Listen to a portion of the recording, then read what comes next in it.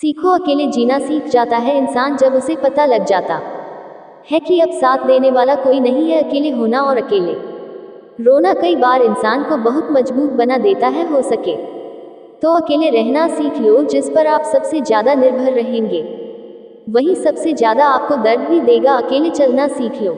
जरूरी नहीं जो इंसान आपके साथ है वह कल भी तुम्हारे साथ होगा। अकेले रहने का भी अलग सुकून है, ना किसी के आने की खुशी और ना किसी के छोड़ जाने का गम। दिल के सच्चे लोग भले ही जीवन में अकेले रह जाते हैं, लेकिन ऐसे लोगों का साथ भगवान जरूर देते हैं। जिंदगी अनेक मुश्किलों से भरी हुई है और उन मुश्किलों का सामना अकेले ही करना पड़ता है। आपकी समस्या यह है कि आप उन लोगों के लिए भी समंदर पार कर लेते हैं जो आपके लिए एक पुल तक पार नहीं करते।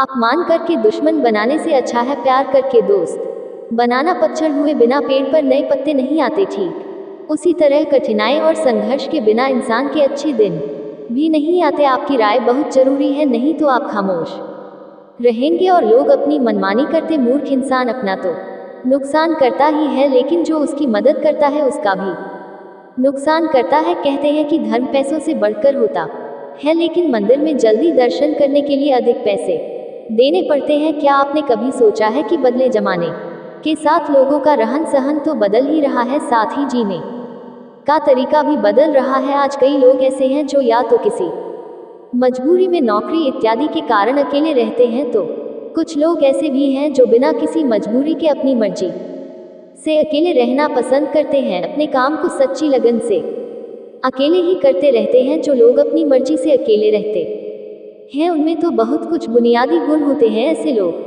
जीवन में जल्दी ही बहुत कुछ हासिल कर लेते हैं। और दूसरी और ऐसे भी लोग होते हैं जो एक पल के लिए भी अकेले नहीं रह सकते हैं। ऐसे लोगों का अकेला पड़ जाना जैसे अंधेरी काल कोठरी में जीवन भर के लिए किसी कैदी का पड़ जाना।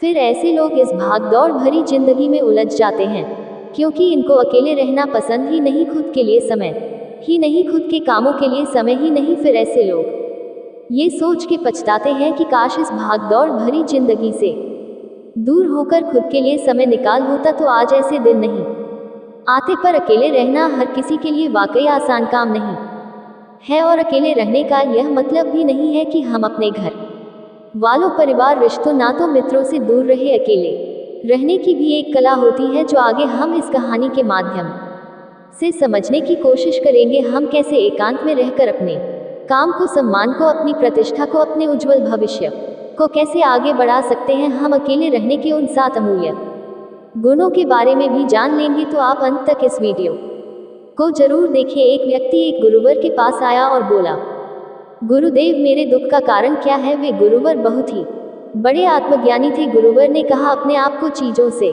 चिपका लेना, चीजों को पकड़ लेना और उन चीजों के प्रति आसक्त होकर उनके पीछे भागना ही तुम्हारे दुख का कारण है। उस व्यक्ति ने गुरुवर का धन्यवाद अदा किया और कहा कि गुरुदेव, आपने तो मेरी समस्या का समाधान कर दिया है।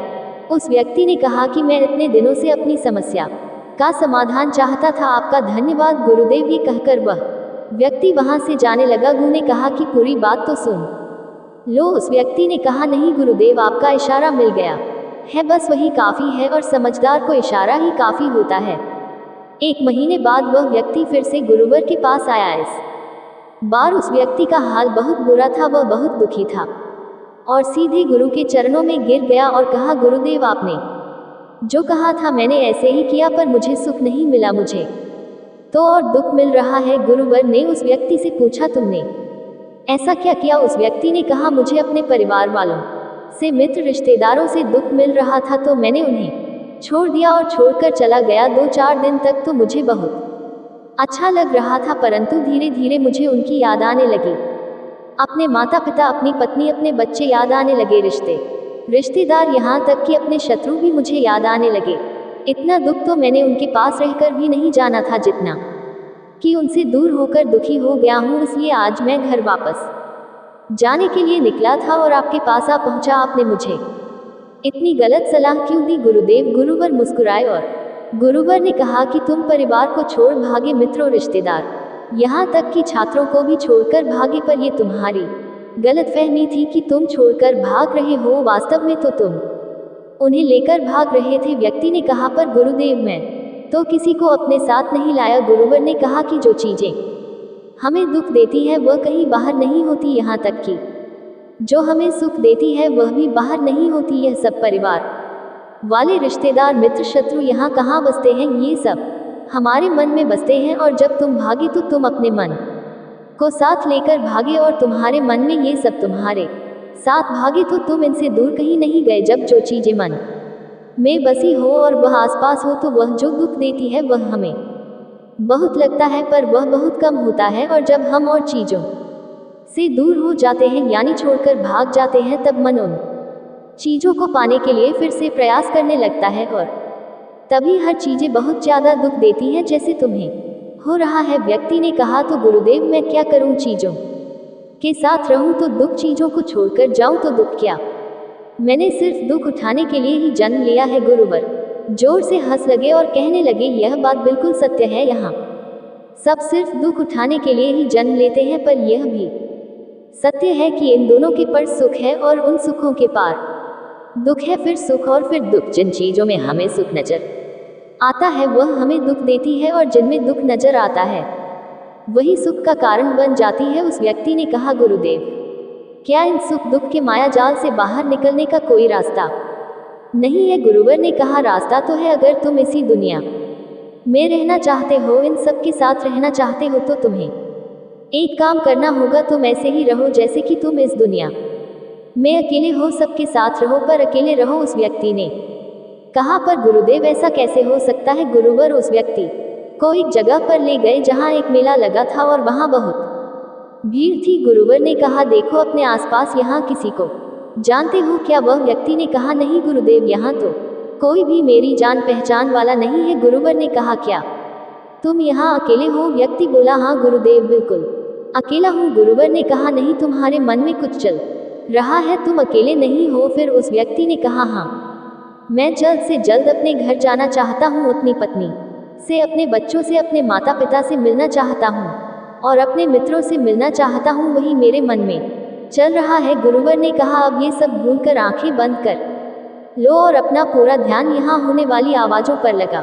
दो व्यक्ति ने ऐसा ही किया, और जैसे ही उसने अपनी आंखें बंद की और सारा ध्यान वहाँ हो रही आवाज़ों पर लगा दिया, उसे एक अकेलापन, एकांत महसूस हुआ। उसे लगा कि वह इतनी बड़ी भीड़ में भी अकेला है। सभी आवाज़ों के ऊपर ध्यान लगाने के कारण किसी आवाज़ का कोई महत्व नहीं था, बस आवाज़ें थी और वह था। उसने अपनी आंखें खोली और कहा, गुरुदेव, यहाँ तो मैं बिल्कुल अकेला हूँ, सब है पर कुछ नहीं है। गुरुवर ने कहा, बस इसी तरह अकेले होना है तुम्हें, रहो सबके साथ पर भीतर से अकेले रहो, साथ में सब हो पर मन में कोई ना हो।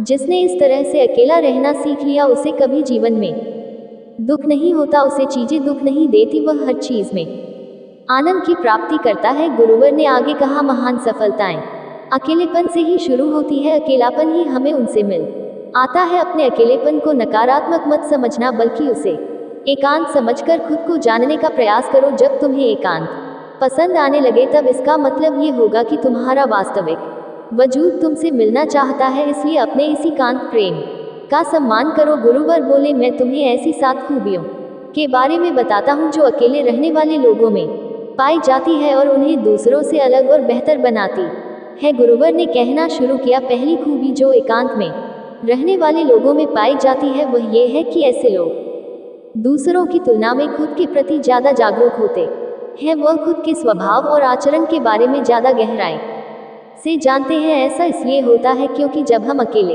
होते हैं तो हमें खुद के बारे में सोचने का काफ़ी समय मिल जाता है, जिससे हम खुद के व्यवहार को अच्छे से समझ पाते हैं। एकांत में रहने वाले लोग खुद की कमजोरी और ताकत को भी अच्छे से जान पाते हैं, जिससे वह दूसरे लोगों की तुलना में किसी भी खराब परिस्थिति का सामना ज़्यादा अच्छे से कर सकते हैं। गुरुवर ने कहा, अकेले रहने वाले लोगों की दूसरी खूबी यह है कि यह सकारात्मक सोच वाले लोग होते हैं। जब बहुत से लोग हमारे साथ होते हैं तो वहाँ एक दूसरे की तुलना, जलन, घमंड, लालच जैसे कुविचार अपने आप ही मन में आने लगते हैं और फिर इंसान इन विचारों के बस में आकर उल्टे सीधे काम करने लगता है। हालांकि ऐसा नहीं है कि एकांत में रहने वाले लोगों के मन में यह विचार नहीं आते, लेकिन वह क्योंकि अकेले हैं इसलिए दूसरों की तुलना, जलन, घमंड जैसे विचार उनके मन में दूसरों की तुलना में थोड़ा कम आते हैं। साथ ही अकेले रहने की वजह से उन्हें खुद के बारे में सोचने का ज़्यादा समय मिल जाता है, जिससे वह अपने नकारात्मक विचारों को पहचानकर उन्हें कम कर सकते हैं, जिसके कारण ऐसे एकांत में रहने वाले लोग ज़्यादा सकारात्मक होते हैं। अकेले रहने वाले लोगों की तीसरी खासियत ये होती है कि यह लोग ज़्यादा अनुशासित और आत्मनिर्भर होते हैं, क्योंकि अकेले रहने वाले लोगों को अपने ज़्यादातर काम खुद से ही करने पड़ते हैं, इसलिए ये दूसरों की तुलना में ज़्यादा आत्मनिर्भर होते हैं। साथ ही ऐसे लोगों को दूसरों का काम भी पसंद नहीं आता, यह अपना काम खुद करने पर ही भरोसा रखते हैं। साथ ही ये लोग कोशिश भी करते हैं कि दूसरों से कम सहायता लेनी पड़े, क्योंकि ऐसे लोग आत्मनिर्भर और अपने काम को लेकर स्पष्ट होते हैं, इसलिए ऐसे लोग अनुशासित भी होते हैं। यह अपने समय की कद्र करते हैं और दूसरों का भी समय बर्बाद नहीं करते हैं। अकेले होने की वजह से ऐसे लोग एक निश्चित दिनचर्या का पालन भी करते हैं, जिससे ये लोग ज़्यादा व्यवस्थित होते हैं और यह भी इनके अनुशासित होने का एक कारण है। गुरुवर ने आगे कहा कि अकेले रहने वाले लोगों की चौथी खासियत होती है कि यह लोग किसी भी चीज़ के बारे में बड़ी ही गहराई से सोच सकते हैं, किसी भी चीज़ के बारे में बड़ी बारीकी से और गहराई में जाते हैं। यह अकेले रहने वाले लोगों की सबसे बड़ी खासियत होती है, इसलिए जितने भी लेखक, कवि और बड़े बड़े काव्यों की रचना हुई है, उन सभी को एकांत में रहना पसंद था, क्योंकि जब कोई व्यक्ति एकांत में होता है तो वह अपने अंदर की आवाज़ सुन पाता है। जितने भी बड़े आविष्कार हुए हैं उन सब की शुरुआत एकांत में हुई थी, क्योंकि एकांत में रहकर ही किसी भी चीज़ के बारे में बड़ी बारीकी से सोचा और समझा जा सकता है। गुरुवर ने कहा, एकांत में रहने वाले लोगों की पांचवी खूबी यह है कि इनका व्यक्तित्व सबसे अलग, सबसे हटकर होता है, और वे लोग जो ज़्यादातर दूसरे लोगों के साथ रहते हैं या अकेले रह नहीं पाते, वह कितनी भी कोशिश कर लेकिन जाने अनजाने में ही सही, लेकिन दूसरों के साथ व्यक्तित्व का कुछ हिस्सा उनके अंदर आ ही जाता है। दूसरों की आदतें, दूसरों के विचार उनके अंदर प्रवेश कर ही जाते, जिससे उनके व्यक्तित्व में वह अनूठापन, वह निरालापन नहीं आ पाता। उनका व्यक्तित्व कई सारे लोगों के व्यक्तित्व का मिश्रण होता है, और एकांत में रहने वाले लोग अपना ज़्यादातर समय अपने साथ बिताते हैं, इसलिए दूसरों की बातों और विचारों से बहुत ही कम प्रभावित होते हैं। इनके अपने जीवन को जीने के खुद के बनाए नियम और कायदे होते हैं, जिनका यह पालन करते हैं। ये किसी से भी आसानी से प्रभावित नहीं होते, इसलिए ऐसे लोगों की शख्सियत सबसे हटकर और सबसे अलग होती है। इसलिए इनके व्यवहार में एक अलग ही निरालापन होता है, जो किसी दूसरे व्यक्ति को पसंद आ भी सकते हैं और नहीं भी। गुरुवर बोले, छठी खासियत जो एकांत में रहने वाले लोगों में पाई जाती है, अकेले रहने वाले लोगों के दूसरे के साथ रिश्ते गहरे और मजबूत होते हैं। हालांकि अकेले रहने वाले लोग ज़्यादा लोगों से अपने संबंध नहीं बनाते, लेकिन यह जितने भी लोगों से संबंध बनाते हैं, सच्चे दिल से बनाते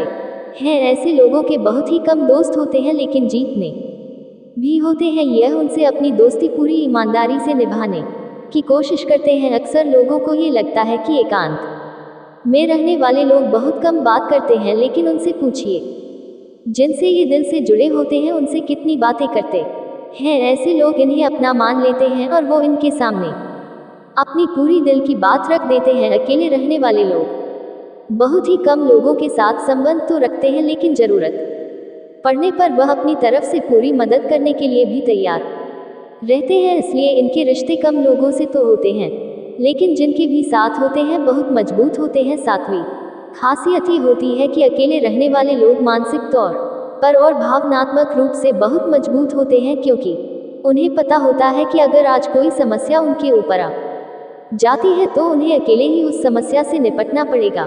ऐसा बार बार करने से उनके अंदर खुद के प्रति आत्मविश्वास बढ़ जाता है, और आत्मविश्वास वह आत्मसम्मान के बढ़ने से वे मानसिक और भावनात्मक तौर पर और मजबूत होते चले जाते हैं, और वे लोग यह मान लेते हैं कि ऐसी कोई समस्या नहीं है जिसे वह अपने दृढ़ और इच्छा शक्ति के दम पर हरा ना सके। और यही एक ऐसी सोच होती है जो दूसरों से उन्हें अलग बनाती है। इतना कहकर गुरुवर चुप हो गए और उस व्यक्ति ने कहा, गुरुदेव आपकी सारी बात ठीक है, लेकिन ये कब कहा जा सकता है कि अकेलापन एक वरदान है। ये सुनकर गुरुवर ने कहा, अकेलापन हमेशा से ही एक वरदान रहा है, अगर हम उस समस्या को पूरी एकात्मता के साथ उपयोग कर पाए। जब हम दुनिया के लोगों के साथ होते हैं तब हम भीड़ का हिस्सा बनते हैं, लेकिन जब हम अकेले होते हैं तब हम खुद के साथ होते हैं। तभी हम अपने समय का सदुपयोग, खुद का आकलन, खुद के शौक भी बातों पर अच्छे से ध्यान दे सकते हैं, अपनी कमजोरियों